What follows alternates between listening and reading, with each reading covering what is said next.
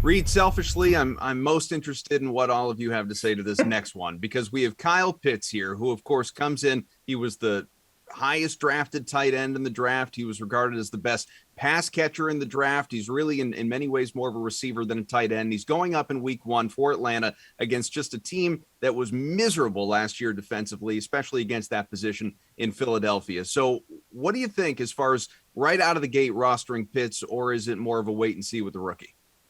I think you can. I'm still trying to figure out what the roster percentage, what the sentiment is going to be on Pitts, and I think it's going to be high, Koff. I mean, his price tag really, you kind of feel like it should have been in the 5K range, but now you see it at 4.4, and he's right above guys like your boy Jonnu Smith and some other guys that you don't really necessarily think, should warrant a Kyle Pitts. And I get it. He's a rookie. It's a wait and see. We haven't seen anything yet.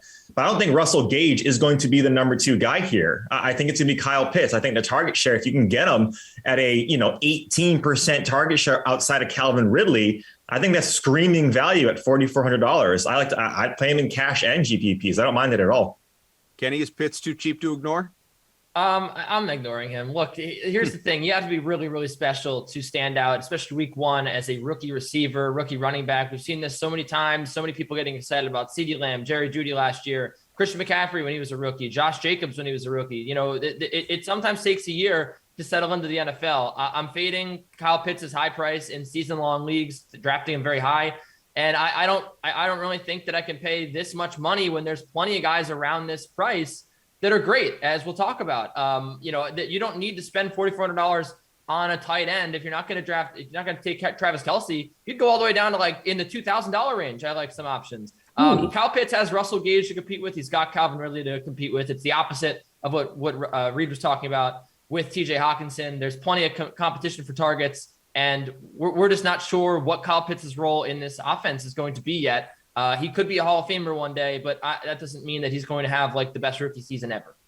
So, Geoff, Kenny isn't rostering Pitts until 2022. How do you feel about him in week one?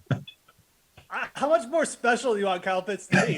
Exactly. Sub 4.5. He was 4th overall, like the highest hasn't played a snap in the NFL. We want this TJ Hawkinson went over 100 yards in his rookie game.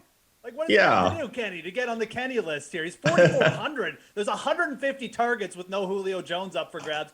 This guy is pretty much a lock to see like over 6 targets, which, again, I mean, when you add in the talent there, I mean, he might be on pace for a bigger target share than some of these guys over him. I think at 4,400, he's too cheap. And then when you add in the matchup, even with the rookie thing, and yeah, is he going to factor in right away? When you add in the matchup, I think he's way too cheap to ignore. Look, for tournaments, is he going to be too popular? Do you might want to fade him from an ownership perspective? Absolutely. That's where I can get on Kenny's perspective. But from a talent perspective and a matchup, he's too cheap.